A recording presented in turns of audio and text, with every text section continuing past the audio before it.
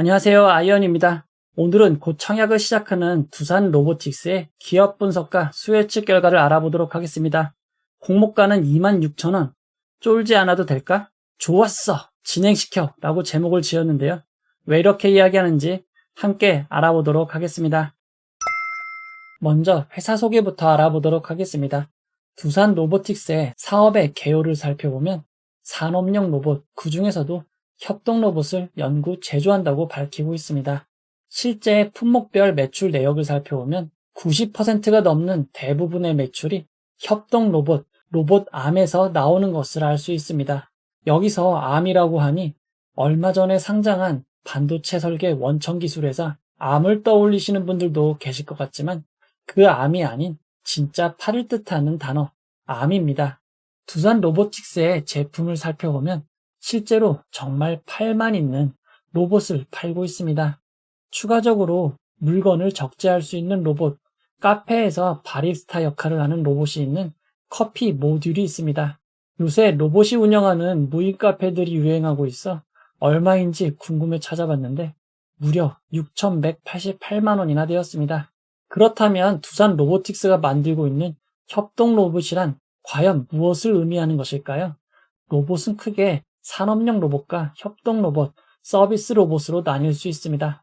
먼저 서비스 로봇을 알아보면 말 그대로 특정 서비스를 실행하는 로봇을 서비스 로봇이라고 합니다. 구글이 연구 개발을 했던 에브리 로봇은 음료수 가져오기, 문 열기, 바닥 청소하기 등을 수행할 수 있었습니다. 최근 대형 건물이나 병원에서 사용되는 로봇들도 있습니다. 특히 인천공항에서도 만날 수 있는 길 안내를 위해 사용되는 로봇, 병원에서 검체나 시약을 운반하는 데 사용되는 로봇 등이 있고 식당에서 최근 많이 사용되고 있는 식당 서빙 로봇들도 있습니다.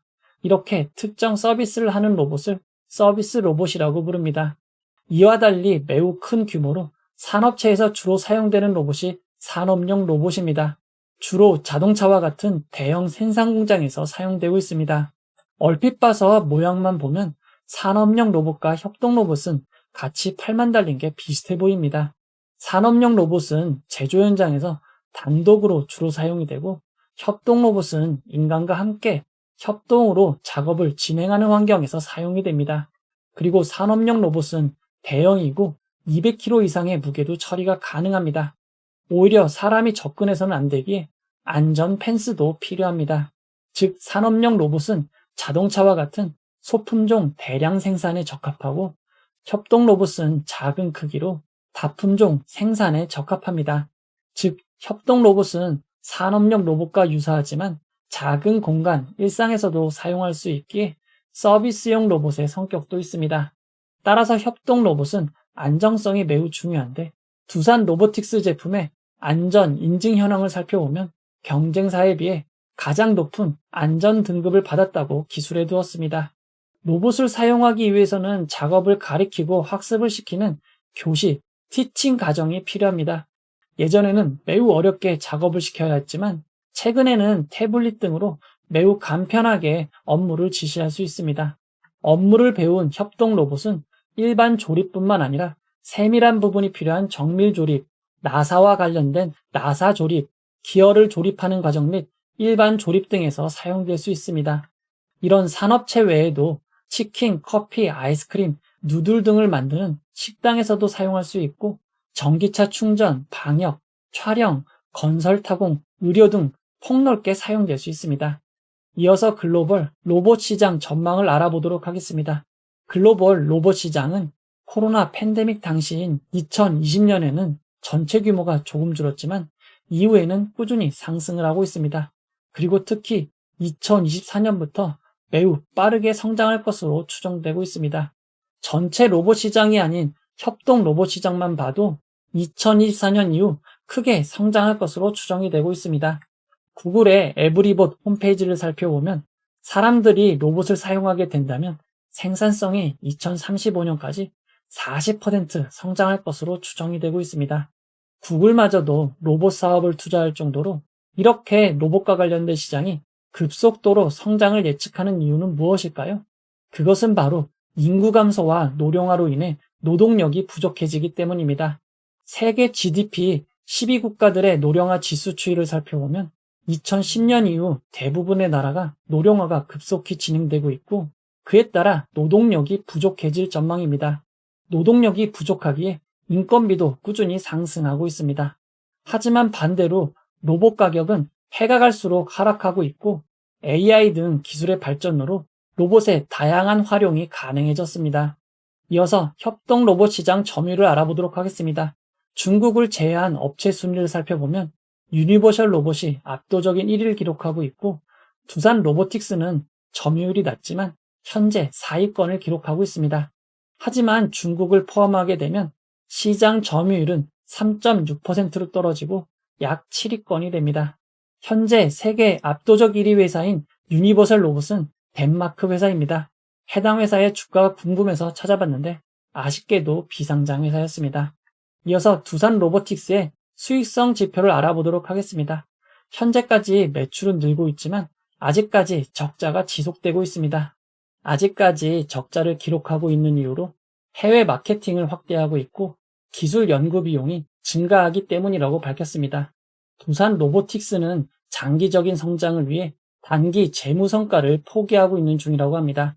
두산 로보틱스는 현재 매출의 50% 이상이 해외에서 발생하고 있는 수출 기업입니다. 이어서 공모가 산정 내역을 알아보도록 하겠습니다. 두산 로보틱스의 공모가를 산정하기 위해 국내에 상장된 삼익 THK, 라온테크, 해외 상장 기업인 파눅, 야스카와 일렉트링을 유사회사로 선정하였습니다. 4개 회사의 펄을 평균한 평균 펄가 38.31로 매우 높은 수준입니다.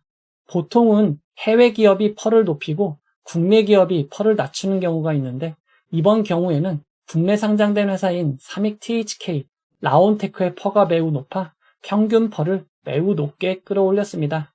평균 펄도 매우 높은 수준이지만 공모가 산정의 가장 큰 문제는 2026년 추정 단기 순이익을 사용한 것입니다.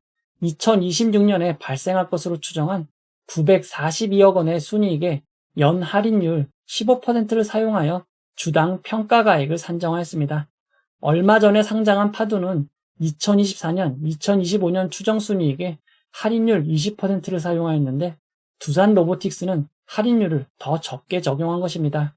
매출 추정 내역을 살펴보면 2023년에는 670억 매출이고 79억 적자를 기록할 것으로 추정하였습니다. 하지만 2026년에는 매출이 무려 4,673억까지 늘어나고 1,137억 원의 영업이익을 올릴 것으로 추정하였습니다.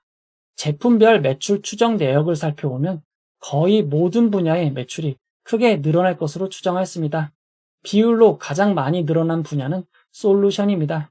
솔루션은 무인 바리스타, 박스 적재 및 이동 등 특정 분야에 사용되는 로봇입니다. 가장 많이 매출을 올릴 것으로 추정한 분야는 바로 치킨, 튀김 등 튀김 분야입니다. 앞으로 치킨은 로봇이 튀기게 될 것 같습니다.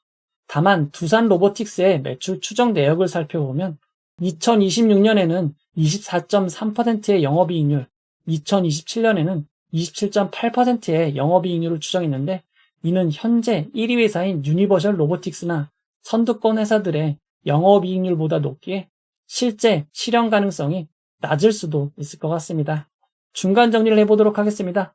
두산 로보틱스는 산업용 로봇 중 인간과 함께 협업하는 협동 로봇을 전문으로 연구 개발하는 회사입니다. 로봇은 고령화, 인구 감소 등으로 부족해진 노동력, 임금 인상을 배경으로 앞으로 크게 성장할 업종으로 꼽히고 있습니다. 하지만 두산 로보틱스는 현재까지 적자 회사이고 2026년까지 크게 늘어날 매출과 영업이익을 기반으로 공모가를 산정하였습니다. 가능성이 아주 높아 보이진 않습니다. 두산 로보틱스 일정을 알아보도록 하겠습니다. 두산 로보틱스는 9월 21일 목요일 청약을 시작하여 9월 22일 금요일 청약이 마무리됩니다.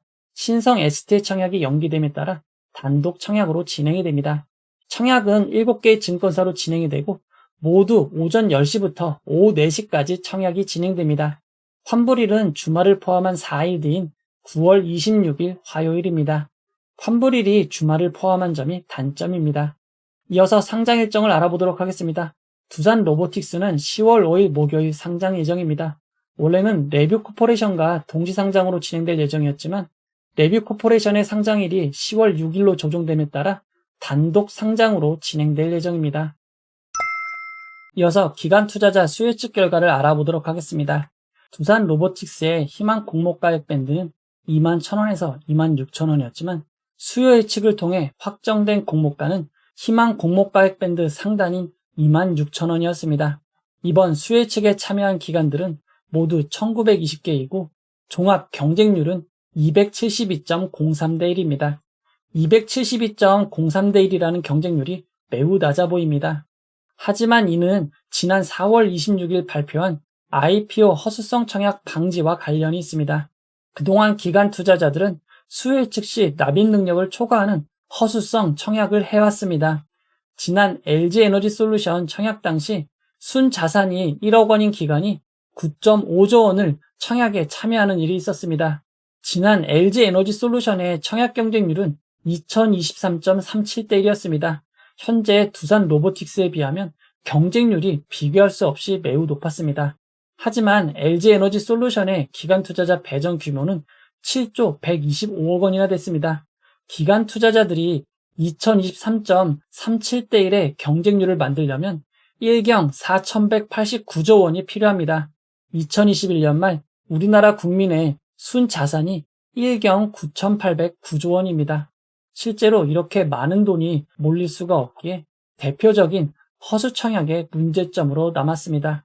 이제는 공모를 주관하는 주관사가 주금 납입 능력을 확인하지 않고 배정하면 불건전 영업행위로 제재를 받게 됩니다.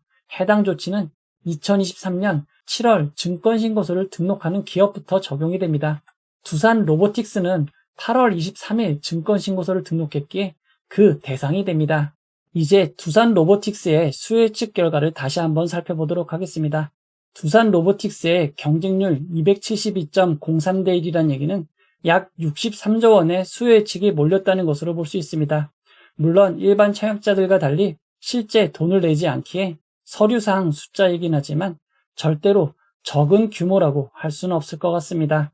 경쟁률 기준이 바뀌었기에 이전 청약과 경쟁률을 그대로 비교할 수 없습니다. 따라서 2023년 6월 말 이후 수요 예측에 참여한 기관 수와 비교를 해보면 두산 로보틱스의 수요 예측에 참여한 기관 수 1,920개는 평균보다도 매우 많고 허수성 방지 청약이 적용된 이후 가장 많은 기관이 몰렸습니다. 이어서 기관 투자자 수요 예측 분포를 알아보도록 하겠습니다. 기관 투자자들의 수요 예측은 밴드 상단에 가장 많이 몰렸습니다. 수요 예측 분포를 건수 기준 그래프로 살펴보면 상단 초과가 84.62%, 상단이 15.38%입니다. 밴드 상단이 압도적으로 높은 것은 아니지만 중간, 하단 미만의 수요 예측은 단 한 건도 없습니다. 이어서 수요 예측에서 가장 중요한 의무보유 확약을 살펴보도록 하겠습니다. 의무보유 확약은 해당 기간만큼 상장 후 주식을 팔지 않고 보유할 테니 주식을 더 많이 배정달라는 의미입니다. 따라서 의무보유 확약이 많다는 건 상장 이후 일정 시간이 흐른 후에도 주가가 유지될 것으로 본 기간이 많다는 의미입니다. 이번 수요 예측에 참여한 기관 투자자는 건수 기준 60.36%, 수량 기준으로는 51.6%가 의무보유 확약을 신청했습니다. 이를 기간별로 살펴보면 가장 긴 6개월이 13.38%, 3개월이 24.42%, 1개월이 12.00%, 가장 짧은 15일이 1.8%였습니다. 의무보유 확약 신청 중에서도 장기인 3개월, 6개월의 의무보유 확약이 많은 점은 장점입니다. 2022년부터 2023년까지 의무보유 확약 신청을 비교해보면 두산 로보틱스의 의무보유 확약 신청은 평균 10.3%보다 매우 높습니다. 해당 기간 가장 높았던 청약은 필에너지의 59.24%입니다. 두산 로보틱스는 필에너지보다 조금 낮고 MI큐브 솔루션, 기가비스, 알맥보다 조금 더 높은 의무보유 확약을 기록하였습니다. 두산 로보틱스의 수요 예측 결과를 경쟁률과 의무보유 확약의 좌표로 나타내면 허수성 수요 예측이 적용되어 경쟁률은 낮지만 의무보유 확약 신청은 압도적으로 높은 것을 알 수 있습니다. 두산 로보틱스처럼 의무보유 확약 신청이 높았던 청약은 상장일 모두 공모가를 상회하였습니다. 이어서 청약 정보와 청약 증권사를 알아보도록 하겠습니다. 두산 로보틱스는 우리사주조합에 20%의 주식을 배정하였고 일반 청약자에게 25%의 주식을 배정하였습니다. 금액으로는 1,053억 원입니다. 매우 큰 규모입니다. 두산 로보틱스는 7개의 증권사로 청약이 진행됩니다. 하지만 상위 4개 증권사가 89.8%의 주식을 배정받았습니다. 키움증권, 신영증권, 하나증권은 3.4%밖에 되지 않기에 배정된 주식이 많지 않습니다. 가장 많은 주식을 배정받은 증권사는 한국투자증권과 미래에셋증권이고 그 다음으로 많이 배정받은 증권은 NH투자증권, KB증권입니다. 다른 증권사는 몰라도 한국투자증권, 미래에셋증권, NH투자증권, KB증권은 반드시 보유하시면 좋을 것 같습니다. 한국투자증권은 청약기간 중에도 비대면 은행제휴 개설을 하시면 청약이 가능합니다. 청약 수수료는 2,000원입니다. 한국투자증권은 가장 낮은 일반 등급의 경우 22,500주를 청약할 수 있고 청약 증거금은 2억 9,250만 원입니다. 청약 규모가 크기에 가장 낮은 등급도 꽤 큰 청약을 할 수 있습니다. 한국투자증권과 함께 주식을 가장 많이 배정받은 미래에셋증권은 청약기간 중에도 비대면 계좌 개설하시면 청약이 가능합니다. 청약 수수료는 2,000원입니다. 미래에셋증권의 경우 온라인으로 청약하시면 모두 우대 등급으로 청약하실 수 있습니다. 따라서 온라인으로 청약 시 모두 13만 6천 주까지 청약할 수 있고 청약 증거금은 17억 6,800만 원이 됩니다. 모든 증권사 중 청약 한도가 제일 높습니다. 이어서 NH투자증권입니다. NH투자증권은 청약기간 전일까지 계좌를 개설해야만 청약이 가능합니다. 청약 수수료 2,000원이 있습니다. NH투자증권은 일반 등급 100%의 경우 15,000주를 청약할 수 있고 15,000주의 청약 증거금은 1억 9,500만 원입니다. 이어서 KB증권입니다. KB증권은 청약 수수료가 1,500원이고 청약 기간 중에도 비대면 계좌 개설하시면 청약이 가능합니다. KB증권은 가장 낮은 일반 100% 등급의 경우 15,000주를 청약할 수 있습니다. 15,000주의 청약 증거금은 1억 9,500만 원입니다. 이어서 키움증권입니다. 키움증권은 청약기간 중에도 비대면 계좌 개설하시면 청약이 가능합니다. 키움증권은 청약 수수료가 없습니다. 키움증권은 일반 그룹의 경우 8,000주를 청약할 수 있고 8,000주의 청약 증거금은 1억 400만 원입니다. 이어서 신영증권을 알아보도록 하겠습니다. 신영증권은 9월 15일 오후 5시 전까지 개설된 계좌만 청약이 가능합니다. 청약 수수료 2,000원이 있습니다. 신영증권은 일반 100% 등급의 경우 4,000주를 청약할 수 있고 4,000주의 청약 증거금은 5,200만 원입니다. 모든 증권사 중 청약 한도가 가장 낮습니다. 마지막으로 하나증권입니다. 하나증권은 청약 수수료 2,000원이 있고 청약 기간 중에도 비대면 계좌 개설하시면 청약이 가능합니다. 하나증권은 일반 그룹의 경우 6,000주를 청약할 수 있고 6,000주의 청약 증거금은 7,800만 원입니다. 이어서 최소 단위 청약을 알아보도록 하겠습니다. 이번 청약은 증권사에 따라 최소 단위 청약이 다릅니다. 한국투자증권, 키움증권, 하나증권의 최소 단위 청약은 20주이고 20주의 청약 증거금은 26만 원입니다. 그 외에 미래에셋증권, KB증권, 신영증권, NH투자증권은 최소 단위 청약이 10주입니다. 10주의 청약 증거금은 13만 원입니다. 이어서 상장일 유통 물량을 알아보도록 하겠습니다. 두산 로보틱스의 확정된 공모가 기준 상장 시가총액은 1조 6,853억 원입니다. 규모가 매우 큰 회사입니다. 상장일 매각 가능한 기존 주주가 309만 주가 있습니다. 상장일 유통 가능한 비율은 24.77%로 그리 높은 편은 아니지만 두산 로보틱스의 시가총액이 매우 크기에 상장일 유통 가능한 금액으로는 4,174억 원이나 됩니다. 하지만 두산 로보틱스는 수혜측 당시 의무보유 확약 신청이 50.6%나 있었습니다. 만약 해당 비율이 그대로 반영된다고만 가정해도 예상 유통 가능 비율은 17.67%까지 낮아집니다. 금액으로는 2,979억 원입니다. 물론 실제 배정에 따라 큰 폭의 차이가 있는 점 주의하시기 바랍니다. 두산 로보틱스의 의무보유 확약 전 상장일 주체별 유통물량 비율을 살펴보면 기존 주주가 차지하는 비율은 19.27%입니다. 일반 청약자가 25.23%, 기관 투자자가 55.5%입니다.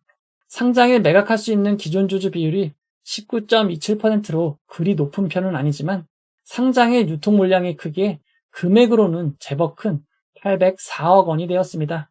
하지만 얼마 전 상장했던 하두에 상장일 매각 가능한 기존 주주 금액이 3,969억 원인 거에 비하면 조금 적은 금액이라고 할 수 있습니다. 상장일 매각 가능한 기존 주주를 살펴보면 코봇 홀딩스 유한회사, KIP 로보틱스 유한회사입니다. 두 주주가 보유한 지분 일부가 상장일 매각 가능합니다. 두산 로보틱스는 상장 이후 보통주로 전환될 수 있는 우선주, 전환사채, 신주인수 거부 사채 등은 없습니다. 그리고 임직원에게 부여된 주식 매 선택권, 스톡 옵션은 없지만 임직원분들에게 제공될 양도 제한 조건부 주식이 있습니다. 하지만 부여일자가 2025년, 2026년 2월 5일이라 당장은 문제가 없을 것 같습니다. 두산 로보틱스의 의무보유 확약전 상장의 유통 물량을 2022년부터 2023년까지 상장한 종목 유통 물량과 비교해보면 GI 이노베이션, 성일 하이텍보다 조금 더 많고 파두 WCP보다는 조금 적은 유통 물량입니다. 두산 로보틱스는 규모가 크게 상장의 유통 물량도 많습니다. 극단적으로 비교하자면 최근 상장한 13개 기업보다 상장의 유통 물량이 많은 편입니다. 다만 앞에서도 이야기 드렸지만 의무보유 확약이 얼마나 배정되느냐에 따라 상장의 유통 물량은 매우 크게 줄어들 수 있습니다. 두산 로보틱스의 기관 투자자 배정 물량에 의무보유 확약이 팍팍 배정되기를 바라도록 하겠습니다. 이어서 구주 매출을 알아보도록 하겠습니다. 두산 로보틱스는 이번 공모를 통해 자신의 주식을 매각하는 기존 주주가 없습니다. 이번 공모는 모두 100% 새롭게 주식을 발행하는 신주 모집으로 진행이 됩니다. 이제 결론을 내려보도록 하겠습니다. 두산 로보틱스는 협동 로봇을 전문으로 연구 개발하는 회사입니다. 앞으로 크게 성장할 업종이지만 현재까지는 적자 회사입니다. 규모가 큰 공모주 청약이라 기대도 많지만 실제 수익을 내지 못하고 2026년 미래가치로 상장되는 점, 상장의 유통 물량이 많은 점을 불안 요소로 꼽을 수 있습니다. 사실 대형 공모주라고 해서 모두 수익을 주는 것은 아닙니다. 가장 대표적으로 안 좋은 예는 크래프톤과 롯데렌탈 그리고 WCP입니다. 해당 종목은 제가 모두 안 좋은 결과라고 이야기한 적이 있습니다. 해당 수혜측 결과와 비교해 보도록 하겠습니다. 크래프톤은 두산 로보틱스와 수혜측 경쟁률이 비슷하지만 참여 기간 수가 월등히 적습니다. 허수성 청약 방지 전인데도 경쟁률이 매우 낮은 편입니다. 게다가 희망 공모가액 밴드 상단과 상단 초과에만 분포가 있었던 두산 로보틱스와 달리 크래프톤은 하단 및 하단 미만에도 분포가 많았습니다. 이는 롯데렌탈도 마찬가지입니다. 참여 기간이 적고 경쟁률이 낮았습니다. 그리고 수혜측 분포도 좋지 않았습니다. WCP도 마찬가지입니다. 청약 기간 수가 적고 경쟁률은 매우 낮았습니다. 그리고 수혜측 분포가 매우 좋지 않았습니다. 두산 로보틱스는 수혜측 결과가 이 정도면 좋은 편이고 로봇주의 대장주인 레인보우 로보틱스가 최근 급락을 했어도 현재까지 시가총액 3조를 지키고 있습니다. 물론 레인보우 로보틱스 뒤에 있는 삼성의 힘이겠지만 작년 매출이 두산 로보틱스에 반도 되지 않은 136억 원인데 시가총액이 3조 원이 넘는 점은 두산 로보틱스에게는 큰 힘이 될 것 같습니다. 그리고 두산 로보틱스는 코스닥이 아닌 코스피 상장 종목입니다. 상장 이후 공모가만 유지해도 132위 종목이 됩니다. 상장 후 15거래일 동안 50위 이내가 되어야 특례 편입이 되지만 그러려면 주가가 4배 이상 오르고 계속 유지되어야 하기에 쉽지 않을 것으로 보입니다. 그러나 특례 편입이 아니더라도 상장 후 1년 후 코스피 200 종목에 추가될 가능성이 높기에 기관 투자자들의 관심을 받을 수도 있습니다. 100% 안전은 없습니다. 상장의 유통 물량은 부담이지만 대형 종목이 이 정도면 아주 많은 것은 아닙니다. 의무보유 확약이 많이 배정되고 상장의 기존 주주 매도가 없기를 바라며 참여하시는 것이 좋을 것 같습니다. 두산 로보틱스의 규모가 크지만 이전 LG에너지솔루션, KB증권 청약자 수만큼만 참여를 해도 균등은 어차피 추첨 한 주가 됩니다. 그보다 적게 참여한다고 해도 균등은 어차피 한 주 단위일 것 같습니다. 그리고 주식을 많이 배정받은 한국투자증권, 미래에셋증권, NH투자증권, KB증권이 모두 대형 증권사라 증권사별 차이는 크지 않을 것으로 보입니다. 두산 로보틱스의 상장일 기준 가격은 공모가 26,000원이고 상한가 400%는 104,000원이고 하한가 60%는 15,600원입니다. 두산 로보틱스는 상장일 하루 종일 15,600원에서 104,000원을 기록할 수 있습니다. 청약하실 분들을 위해서 최상의 결과가 있기만을 바라도록 하겠습니다. 두산 로보틱스를 청약하시려는 분들에게 이 영상이 도움이 되었으면 좋겠습니다. 이 영상은 후원회원 여러분들의 후원과 구독자 여러분들의 슈퍼땡스, 댓글을 통한 따뜻한 격려를 통해 제작되었습니다. 항상 고맙습니다. 이 영상은 투자 권유가 아니며 투자는 오롯이 투자자의 판단으로 이루어져야 합니다. 긴 영상 봐주셔서 고맙습니다.